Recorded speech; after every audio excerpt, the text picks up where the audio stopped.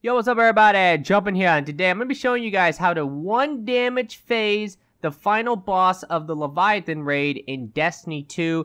This is something that you can do, and it's actually really cool, but at the same time, the problem is that it's not extremely easy to do, and you might not have the damage to do it. Now, if you're going to try this, you definitely want to have a lot of damage, so I recommend most people using probably exotic snipers if you have them. If not, really good snipers. Also, if you have the raid rocket launcher, it works great. And any rocket launcher with cluster bombs, that's also really good. And if you have the war coiled, which is the exotic rocket launcher that I'm using in the video, that's also extremely nice. I definitely say you want to have at least one guy with the ward coil because it really helps for the outside part. So I'm going to be showing 2 different points of views in this. I'm going to be showing my point of view, which will be on the outside. It's going to be me and my friend Ark on the outside. And then what you want to do is have 4 people stay inside. And I'm going to switch the point of view over to my friend G because he is going to be on the inside. I'm going to go ahead and exit out. Remember, only 2 people have to exit out. So, yes, you have to 2-man it on the outside. And you want to send 4 people on the inside.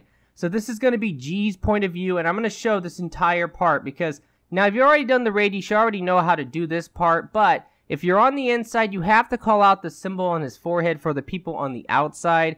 We normally call them the dog, the axis, the chalice, and the star. I know some people call it different things, but that's what we call it, so I just want to make that clear. So everyone will call out their symbol. Now, because there's 4 people, there's going to be 4 symbols, and one of those symbols are going to repeat. I still say it's a good idea that everyone calls it out, and hopefully the guys on the outside will be able to figure out exactly which one they need to get. Now, the guys on the inside, besides killing the consulars that they have to kill, we normally tell them that what they want to do is go ahead and try to kill the scions first, okay? You have plenty of time to kill the consulars that will appear, so definitely try to kill the scions first, and then just slowly move up until the end. And the whole point of having 4 people on the inside is to try to kill as many skulls as possible at the very end to get as much force of will as you can. I definitely say you want at least 100. I think in this video we get 117, and you can easily get probably 120, or at least 110, or even 105 would probably be able to do it if you all are high enough light and you're actually able to do this. Now, even if you're like 280, you could still 1 damage step this guy.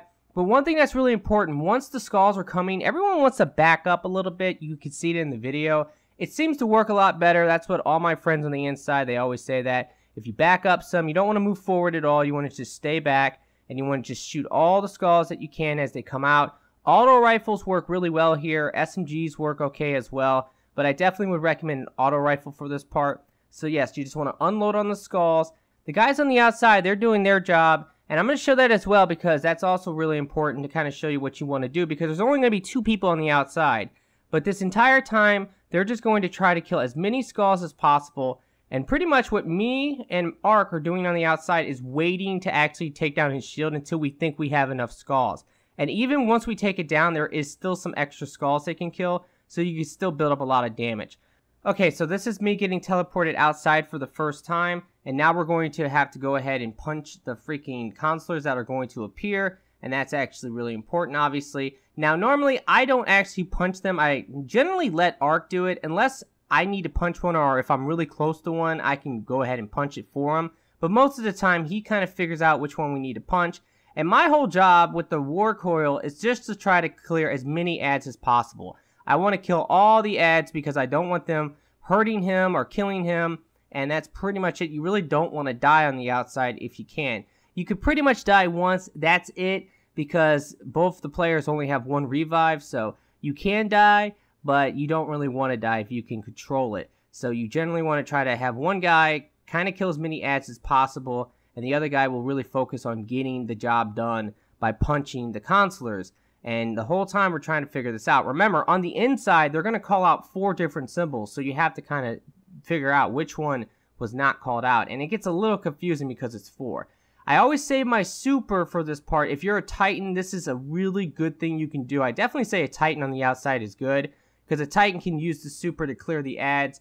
And the Warlocks can actually use Nova Bomb on the boss. If you are a Hunter, you can use the Tether on the boss. And also, if you have multiple Hunters, you can probably have a Golden Gun as well to use that on the boss. And what Ark's going to do here is put out a healing rift for this part, and then he's going to immediately switch to the damage rift. And the reason why he's doing this is because by the 4th platform, he'll have his damage rift back, so he'll have a damage rift for us on the 4th platform. And if you were watching G earlier, he put out a damage rift inside for the skulls, and what he's going to do is put his damage rift on the 3rd platform. So now we're going to shoot him to lower the shield, and we're totally okay because we have the healing rift, and we're going to wait. We're going to get it really low and just wait until we think it's time to pretty much go. Normally, you should go off of the actual force of will that you can see on the side. Once you get to about 90, we went ahead and took it down, and now everyone's coming out, and now it's time to do damage. So generally, we like to wait for everyone to catch up so that we can all jump on the platform at the same time. Because if you jump on early, it can mess up the rotation. We always like to start on the top right one because certain weapons like the war coil is actually really good on this platform. You only want to use the war coil on the 1st and the 4th one. And right now we have multiple sniper rifles, we have multiple people using rockets with cluster bombs, and we have 2 ward coils. So that's a lot of damage. Now generally you can take almost about a bar from him every platform, and because there's 4 platforms, you can do an extreme amount of damage.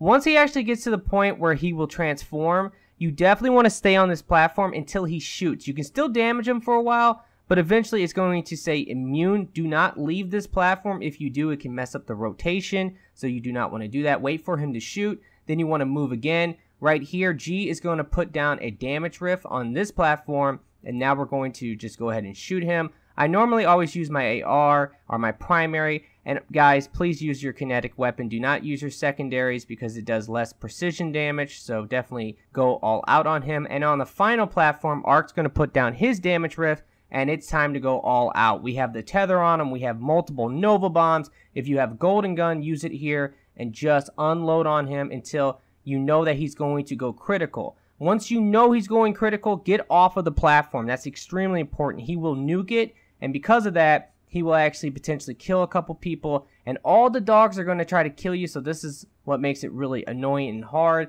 Try not to die, and just try to shoot him and unload on him to go ahead and lower the shield, and if you can do that, there you go. You have 1 damage step, the final boss. You can beat him so fast because of that. You just have to use the high damage weapons. That's really important, and you have to be able to do the setup. If you can do it, you should have no problem doing the 1 damage step.